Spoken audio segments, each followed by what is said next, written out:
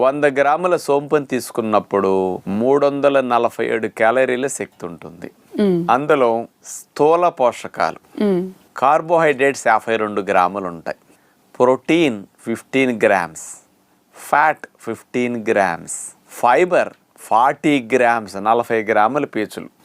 అందుకని సోంపు నమిలేటప్పుడు నోట్లో మిగిలిపోయే చూడండి పిప్పిగా ఉంటుంది కదా, ఫైబర్ ఎక్కువ ఉంటుంది. ఇందులో కాల్షియం ఎంత ఉందంటే 1200 మిల్లీగ్రాములు కాల్షియం 100 గ్రాముల సోంపులో.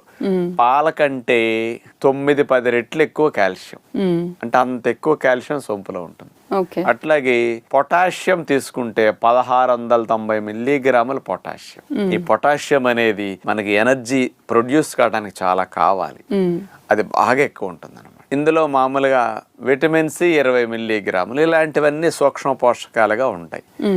మరి మనం 100 గ్రాముల సోంపును ఒకసారి తినలేం కదా, ఇవన్నీ అట్లా వచ్చేస్తాయి.